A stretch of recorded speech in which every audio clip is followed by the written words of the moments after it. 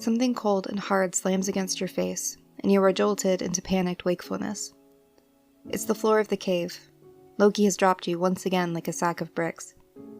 You glare up at him with a baleful expression, not that it seems to faze him in the slightest. Ow. Get up, or I assure you I will do much worse. Ass, you think, but you scramble to your feet. Arguing with a tall, blue, magical alien man is probably a terrible idea, even if you're pretty sure you're going to die soon anyway. Even though you manage to get to your feet, you stagger as soon as you do, your legs numb and tingling. The unpleasant fuzziness from the night before still clouds your senses. This is bad. This whole situation is very, very bad. You attempt to step, but you stagger, and now you're a little too far gone to second-guess yourself. You grab onto the front of his shirt. It's crusted with dried, frozen blood, which would normally make you gag, but you're already covered in it now, the product of a night spent pressed against his chest. Please, you whine, your dignity abandoned somewhere around the time you realized you were probably dying. Everything hurts. Really, mortal? Do tell me how painful this is for you. His expression is sardonic, and he carefully pries your fingers from the fabric of his shirt, holding you at an arm's length. Yeah, maybe you shouldn't have complained to the guy that appears to have been impaled straight through the chest. But he does seem to be a lot more perky now, which is both incredibly impressive and terrifying, because you don't particularly care to be at the mercy of some maniac who can survive being stabbed clean through. Perhaps I should have put you out of your misery. It would have been the merciful thing to do. It's mostly dark in the cave, though Loki's crimson eyes manage to somehow catch a bit of light, just enough to make the whole thing a bit more heart-stoppingly menacing. No, please. You're on the verge of tears. Oh, do not worry, child. I am not merciful. Before you have a chance to process the implications of that, you're upended, face once again smashed against the leather of the back of his coat. We must move, quickly, he says, and then he starts to move forward, his steps much steadier than before. By the bouncing glow illuminating the cave floor, you assume that he must be using his magic to light his way again, and you are sorely tempted to ask if he might spare some magic to make you warm. Instead, you ask, "Move to where? Please say Earth. Please say Earth." Utgard. Your heart plummets. Utgard doesn't sound very promising. Utgard? The capital of Joutenheim. What's left of it, that is. Why? You're horribly nosy, aren't you? He slaps the back of your thigh again, hard enough that it stings even through your layers, and you wonder if it's meant as an admonishment or as an attempt to keep you conscious. Yes? The nearly inaudible sound he makes at that might be a laugh, but you can't be certain. I told you already, girl. I am going to claim my throne. Oh. The buzzing in your head is just as persistent as before, and you realize that, on top of the freezing cold and the blood rushing to your head from the awkward position, you haven't eaten in a while. Does this guy have to eat? You wonder. Surely he does. He's big and strong. Something has to be fueling all that muscle, right? He'll have to stop eventually. Wait. He isn't going to eat you, is he? It sounds kind of crazy, but you aren't exactly exploring familiar territory here. You reassure yourself that he probably isn't going to eat you, not after he went to all the trouble of snuggling you all night to stay warm. Probably. Hopefully. He does seem like kind of a dick, though. And he says he's the same guy who tried to destroy New York City with a brutal alien army, so you probably shouldn't get very comfortable. If you even could manage to get comfortable in the first place. The way he's handling you isn't very gentle. Loki carries you along in silence for a few moments, his rapid strides taking you further and further into the dark, winding tunnels of this place that's apparently called Joutenheim. And after that, your voice is muffled against his back, and you feel your eyelids growing heavy again as warmth slips across your skin. That feels nice.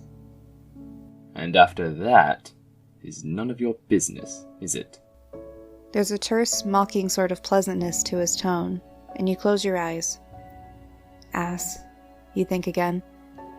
Not that you care. You just want to sleep. Sleep is nice. It's warm and fuzzy, and you don't have to feel cold anymore, or listen to him. Girl. His voice is distant now. Actually, you might be dreaming. That's probably what this all is. Just a bad dream. You don't bother trying to respond. Mortal. Your equilibrium spins. This is such a weird dream, you think. Your imagination is being particularly creative, and your hotel bed must suck a lot worse than you remembered, because it's hard and flat and uncomfortable. You try to roll over, but your body doesn't move. There's a faint sound that kind of reminds you of a zipper, and then you feel hands sliding across your skin, pressing into your chest. They're cold, and you grimace. Go away, you slur. You'll be damned if you're going to let Nightmare Loki freeze you. It's a shame you can't move. Shut up, you stupid wench. The icy feeling spreads, digging into your heart. A contradictory sort of burning spreads through your veins in its wake. It's incredibly painful, and you're pretty sure dreams aren't supposed to be painful. You force your eyes open just the slightest bit. The world around you narrowed to a tiny, dimly illuminated slit. Red eyes, blue skin, a pissed-off expression. Oh no. You begin to feel a little more alert. Maybe it isn't a dream. You blink slowly as the burning continues to creep through your limbs. Trying to lift your head, you're flat on your back, you realize. And the zipper-like sound that you thought you dreamt up apparently really was a zipper, because your jacket is open and Loki's hands are under your sweater, one placed directly over your heart. He's worryingly close to cupping your breast, as a matter of fact. Hey, you mumble, indignant. He ignores you. You're dangerously close to bursting into tears. Why won't he just let you sleep? You close your eyes again. Open your mouth. When you don't make any move to obey, you feel his fingers squeezing into your cheeks, and then something burning and acidic hits your tongue. Spluttering, you glare at him. Whatever he just forced down your throat tastes like nail polish remover smells, and you wonder if he's decided to kill you after all. His hand clamps over your mouth and nose. Swallow it. Your eyes sting, and you can't breathe, so as horrific as it is, you have no choice. The burning in your veins eases a little, but the aching remains. Loki removes his hand, wiping it on the front of your sweater as if he's disgusted to have touched you. Feelings mutual, you think, bizarrely offended. A total waste of resources. You'd better hope Heimdall didn't notice me opening up one of my pockets. You have no idea what the hell that means. Did you just poison me? Your voice, you're surprised to notice, is a bit stronger, though it's still pretty raspy. Unfortunately for me, no. You're still struggling to move, and he yanks down your sweater and re-zips your jacket as he crouches over you. Glancing to the side, you finally find the source of the dim light.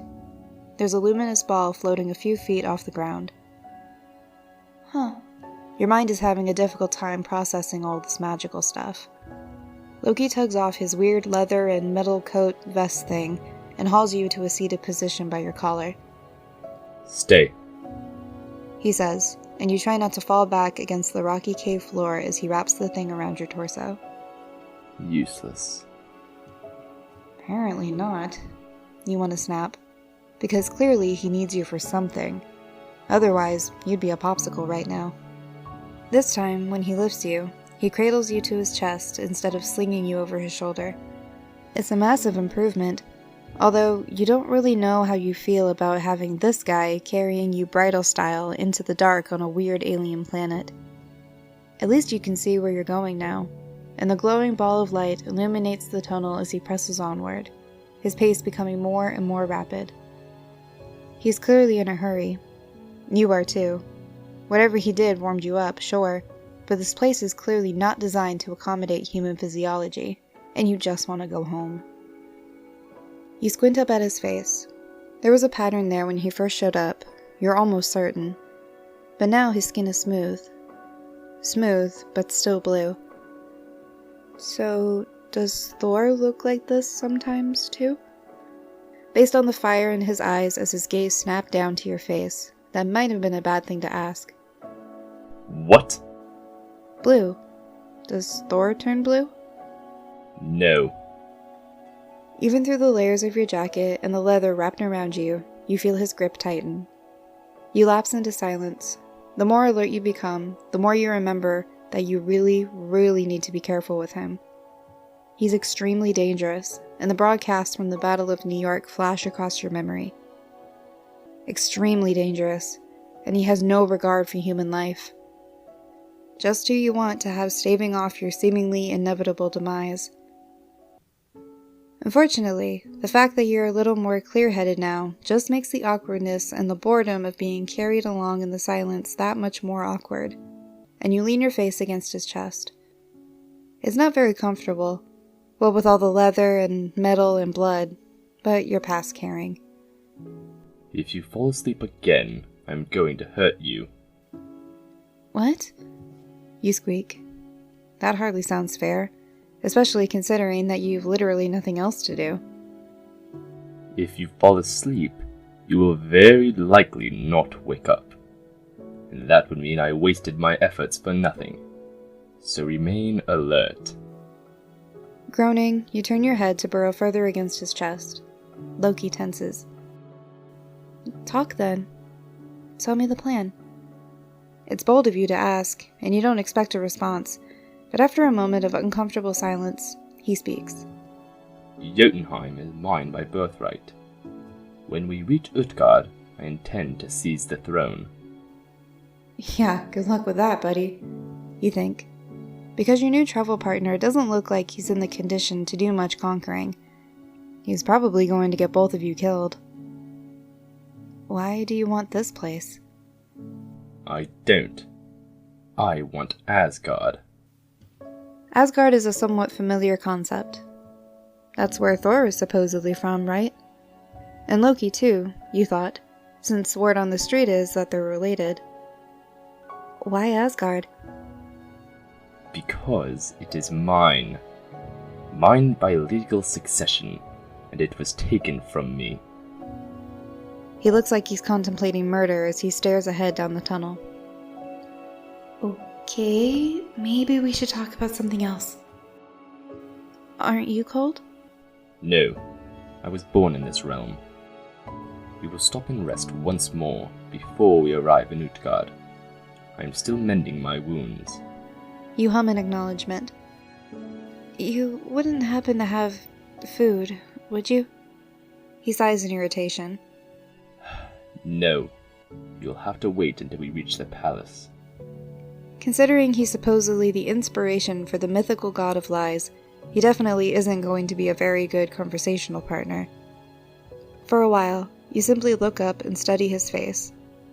Once you get past the strangeness of the different color scheme, you can see the resemblance to the man from the broadcast of New York.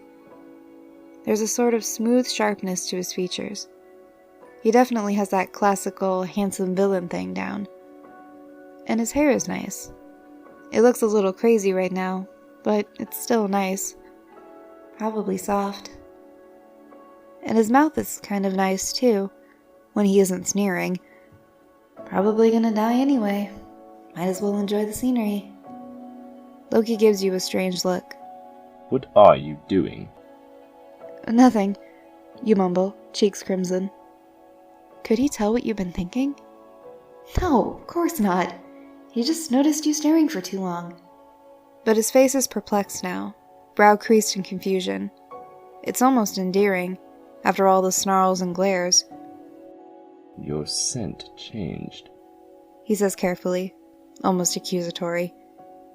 What the hell? Sorry. If you could die of embarrassment, it would probably be happening right now. Because the objectively handsome weirdo who's probably going to get you killed can apparently smell when you're feeling amorous. I don't know why. An effect of the potion, perhaps. But he says it stiffly, like he knows. He knows.